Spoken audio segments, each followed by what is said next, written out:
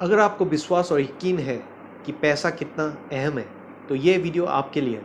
फिर भी मन तो बोलेगा कि पैसा खुशियाँ नहीं खरीद सकता है, मगर ये सोचिए कि हम लोग एक फाइनेंशियल दुनिया में हैं और इसलिए पैसा बहुत ही ज़रूरत है और अहम है।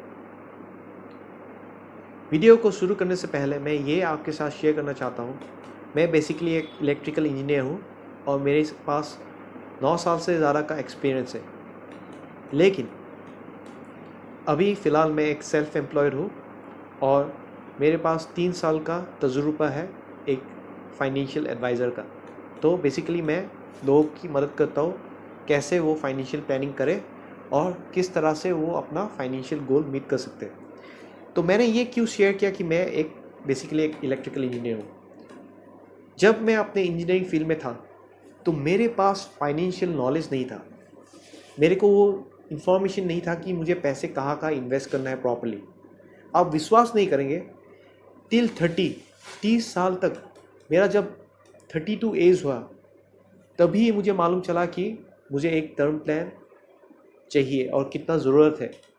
उससे पहले मैंने टर्म प्लान की इंश्योरेंस लिया ही नहीं था। मुझे लगता था कि इंश्योरेंस लेके क्या फ़ायदा। मुझे तो ये भी पता नहीं था कि म्यूचुअल फंड में हमें पैसा क्यों इन्वेस्ट करना चाहिए, क्या है क्या नहीं, किस तरह के अलग अलग बास्केट है, किस में पैसा रखना चाहिए। क्यों ऐसा क्यों हुआ मेरे साथ? क्योंकि जिस कंपनी में मैं काम करता था उसमें मेरे कंपनी के एचआर के थ्रू इंश्योरेंस पॉलिसी वो लोग ले चुके थे हम लोग के एम्प्लॉय के लिए। इवन हेल्थ फैसिलिटी भी थी, हेल्थ पॉलिसीज़ भी थी, लेकिन कभी उस एस्पेक्ट में हमने ध्यान ही नहीं दिया और चेक भी नहीं किया उस वजह से। तो फाइनेंशियल प्लानिंग बहुत ही ज़रूरी है। तो वही चीज़ देखना है। अगर आप मेरे जैसे हैं या इवन आप यंगस्टर्स हैं, या तो हो सकते हैं आप मेरे से बड़े भी हो, लेकिन एक प्रॉपर फाइनेंशियल प्लानिंग चाहिए ताकि आपका पैसा एक्सपेंसेस में ज़्यादा ना जाए, आप प्रॉपर्ली इन्वेस्ट करें और वो पैसा ग्रो होकर आपके फाइनेंशियल गोल प्रॉपर्ली मीट हो पाए। तो वही मैं शेयर करूँगा। जैसे कि मैंने बताया कि पैसा कितना अहम है। हो सकता है हम प्राइवेट या सरकारी नौकरी कर रहे हैं या खुद का बिजनेस कर रहे हैं या सेल्फ एम्प्लॉयड है, तो उससे एक इनकम आता है। इनकम से एक्सपेंसेस भी होता है, मंथली एक्सपेंसेस, चाहे वो घर के लिए हो, ट्रैवल के लिए हो, मेडिसिन के लिए हो, एजुकेशन के लिए हो, कार के फ्यूल के लिए हो या खाने के लिए हो। लेकिन जो बेसिक रिक्वायरमेंट है, खाने के लिए पैसे चाहिए, जो कपड़े हम पहनते उसके लिए भी हमें पैसे चाहिए, जिस घर में रह रहे हैं उसके मेंटेनेंस के लिए, या अगर हम किराए में रह रहे हैं तो उसके लिए भी हमें पैसा चाहिए, जो रेंट है कि नहीं। फिर एक अहम चीज़ ये है कि हमारे पास कोई फाइनेंशियल रोड मैप है कि नहीं। जो हम लोग का मटेरियलिस्टिक गोल होगा, मटेरियलिस्टिक गोल्स है या फाइनेंशियल गोल्स है, उसको स्टेप बाय स्टेप हमें अकम्प्लिश करना होगा। तो हमें हमारे पास फाइनेंशियल माइलस्टोन्स है कि नहीं, तो किस तरह से हम अपने फाइनेंशियल गोल को अकम्प्लिश कर सकें। सो ये बहुत अहम चीज़ है। तो फाइनेंशियल रोड मैप में क्या क्या आता है? पहले चीज़ हमें ये देखना है कि खुद को एसेस करना है कि हमारा जो पैसा इनकम आ रहा है कितना है और एक्सपेंसेस क्या है। तो हमें ये चेक करना है कि हमारी एक्सपेंसेस में स्पेंडिंग जो है कितना हो रहा है। मैंने बोला चेक योर स्पेंडिंग, ये नहीं कि कट योर स्पेंडिंग।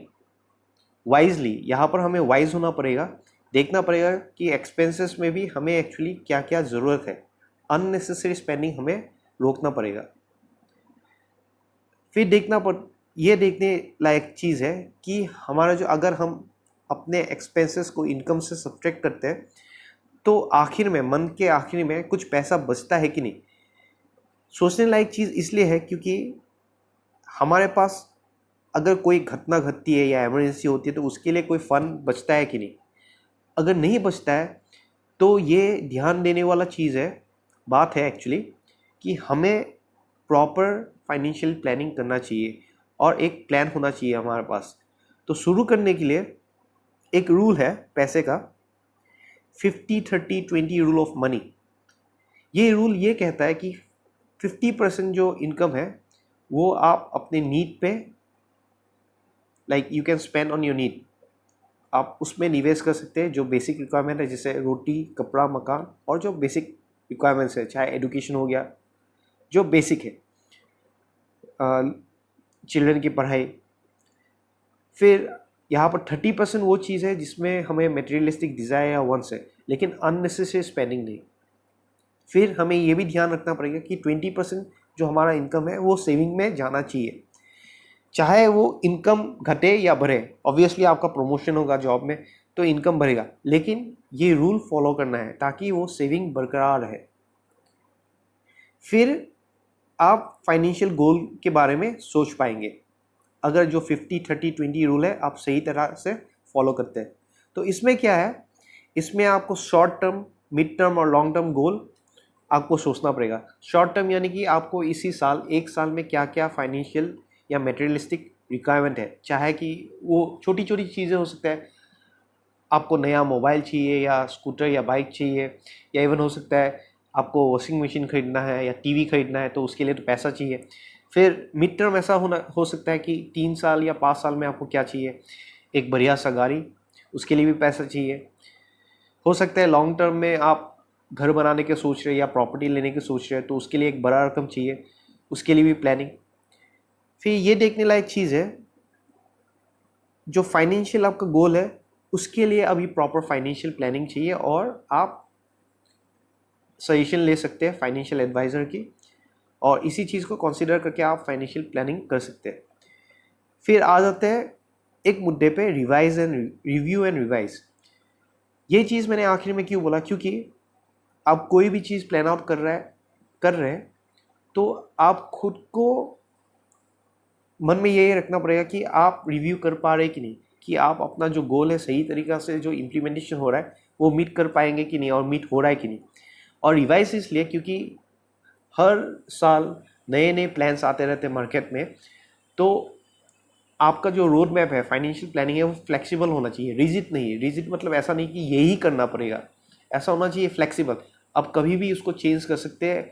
आपको फाइनेंशियल ये मन में ध्यान में रखना है कि आपको एक्चुअली आपका फाइनेंशियल गोल पहुंचना है, और ये सारे टूल्स है एक्चुअली, उस टूल्स को यूज़ करके मैं अपना फाइनेंशियल गोल को मीट करना चाहिए। तो आखिर में आपका जो प्लान है वो फ्लेक्सिबल रहना चाहिए। एंड यही चीज़ मैंने शेयर किया है कि पैसे, like money is important, income ज़रूरी है, इनकम से एक्सपेंसेस होता है, एक्सपेंसेस को बरकरार रख के जो 50-30-20 रूल है मनी का, उससे फिर हमने ये दिखाया कि फाइनेंशियल रोड में क्या क्या चाहिए, और उसी तरह से फाइनेंशियल प्रॉपर प्लानिंग करना चाहिए। अगर आप मेरे साथ रिलेट कर पाए और अगर आपको वीडियो अच्छा लगा तो प्लीज़ कमेंट कीजिए, और फील फ्री आप मेरे साथ कनेक्ट कर सकते हैं। मुझे ये भी बता सकते हैं आप कैसे अपना प्लानिंग करना चाहते हैं, किस हिसाब से फाइनेंशियल गोल आप मीट करना चाहते हैं, and I will be happy and glad to help you out. मैं ज़रूर आपकी सहायता करूँगा आपकी फाइनेंशियल प्लानिंग करने के लिए, and I will be there. मैं ये भी बता दूँ कि मैं एक फाइनेंशियल एडवाइज़र हूँ, और एक प्रेस्टीजियस क्लब मेंबर जो MDRT बोलते हैं उसका भी मैं क्लब मेंबर हूँ। So I can definitely help you. Please feel free to connect with me.